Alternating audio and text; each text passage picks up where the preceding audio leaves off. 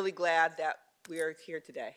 I have learned over my 3.5, almost 4 years now, joining the board, that to stand up something new in the county, it takes lots of coordination, takes a minute. I want to thank former Supervisor Sheila Kuehl 2 years ago and working with me and bringing the motion forward, the continued work with Supervisor Horvath. So I'm really glad that we're here. Want to thank all of the county departments, county council, my own team for the work over these past couple of years and getting us to the day, to today. And I also want to thank all the advocates from both the tenants' rights and the property owners who have really engaged prior to today. It's good to show up in the boardroom, but it's even better to be engaged on the front end to help develop the language.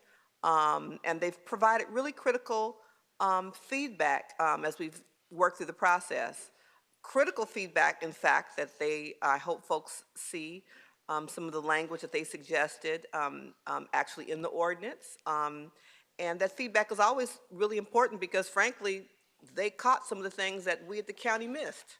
So I appreciate their perspective because I know we all believe that every county resident deserves to live in a habitable space, just fundamentally. That goes without saying. And so I was proud to co-author the motion, and I'm glad that we're here. And we're clear that the ordinance language that's before us outlines also much needed due process procedures, including the administrative hearing process that we've heard about.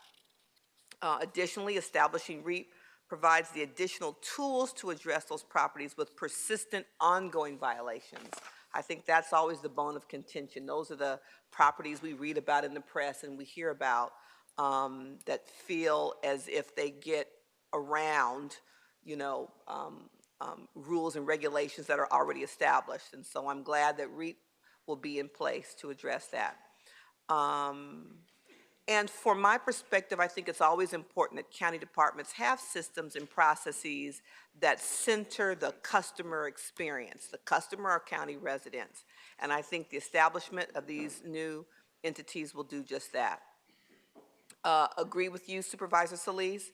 Outreach, outreach, outreach, particularly for something new. We can't say it enough. And I always hope that we learn from past experiences. Sometimes it feels like when we launch something new, we like start all over again and we don't take advantage of having learned best practice outreach strategies to make sure that we're hitting every resident. So I hope that as you continue to develop those, that you talk to other county departments about what's worked, particularly coming out of COVID. We had to come up with some really creative outreach strategies to meet people where they are. So I hope we don't lose sight of all of those new experiences. So the ordinances before us establishes these new programs for enforcing existing habitability standards. So it's critical that the Department of Public Health really provide robust outreach. The impact and intent of these ordinances is to ensure that all rental housing units are meeting the county's current habitability standards. And so to this end, I will be introducing a read-in motion related to this item that we can vote on today that asks for several report backs on the following: an annual progress report on the program's impact for tenants and property owners to help public health, relevant departments, and the board make decisions on any possible program adjustments. Secondly, recommendations to enhance the program, including an incentive program for property owners who consistently maintain compliance with habitability. I said it 3 times and then I lost it. Habitability. Thank you, Madam Chair, for coming to my rescue.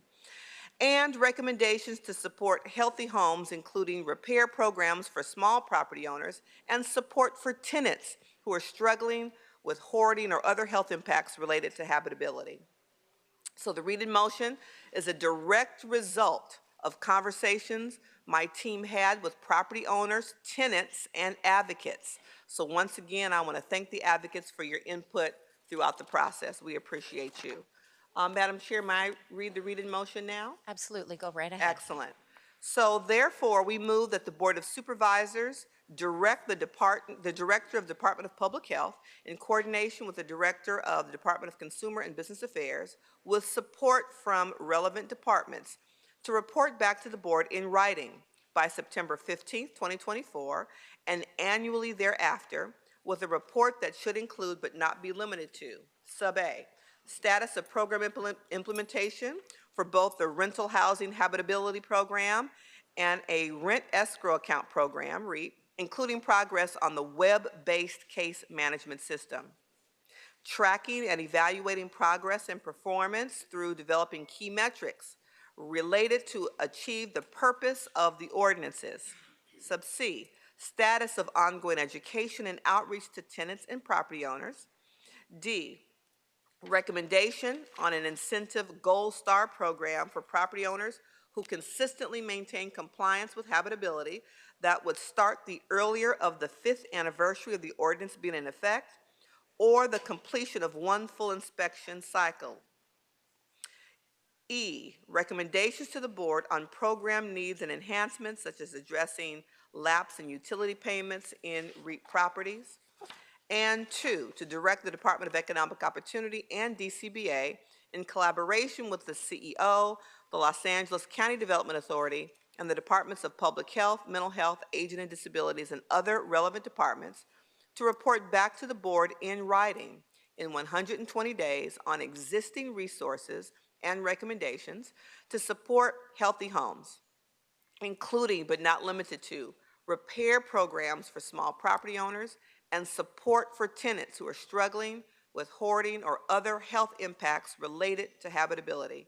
The report back should include identification of potential funding sources. Thank you very much, Madam Chair. I look forward to voting on today's action. Madam